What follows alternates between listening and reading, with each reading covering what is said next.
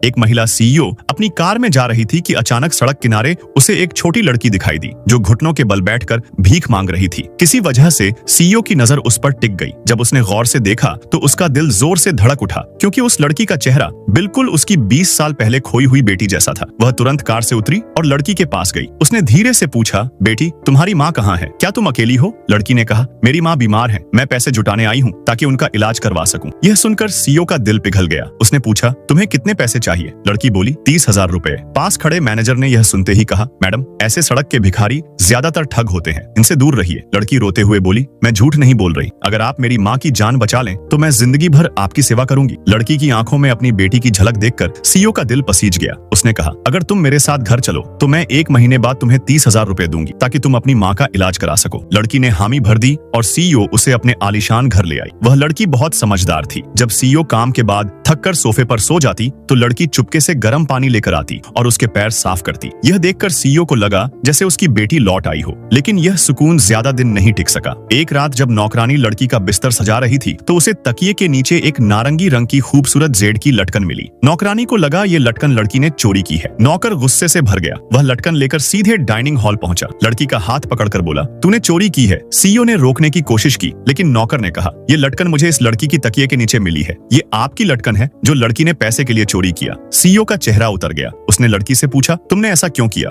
लड़की रोते हुए बोली, मैंने नहीं चुराई, ये मेरी माँ की निशानी है। लेकिन सीईओ ने यकीन नहीं किया और गुस्से में 10,000 रुपए फेंकते हुए बोली, ये लो और तुरंत यहाँ से निकल जाओ। नौकरानी ने लड़की को बाहर फेंक दिया और वह रात के अंधेरे में गिर पड़ी। अगली सुबह नौकरानी भागती हुई आई और बोली, मैडम ये देखिए, ये लटकन आपके बिस्तर के नीचे मिली। सीईओ ने दोनों लटकनों को पास रखकर देखा तो वे एक जोड़ी निकली। तभी असिस्टेंट का फोन आया और सच्चाई सामने आई। वह छोटी लड़की असल में सीईओ की अपनी नातिन थी और उसकी माँ वही बेटी जो 20 साल पहले लापता हुई थी। हादसे के बाद उसकी याददाश्त चली गई थी और वह बेटी और पोती कूड़ा बीनकर जिंदगी गुजार रही थी। कुछ दिन पहले बेटी का एक्सीडेंट हुआ और वह अस्पताल में जिंदगी और मौत के बीच झूल रही थी। इलाज के लिए 30,000 की जरूरत थी। यह सुनकर सीईओ पागल सी हो गई। वह तुरंत अस्पताल भागी। उधर दवा के पैसे न होने पर डॉक्टर मरीज को बाहर निकाल रहे थे। छोटी लड़की डॉक्टर के हाथ पकड़कर रो रही थी, कृपया मेरी माँ को मत निकालिए। तभी एक डॉक्टर ने उसे जोर से धक्का दिया और उसका सिर मेज के कोने से टकरा गया और तभी सीईओ भी वहां पहुंच गई।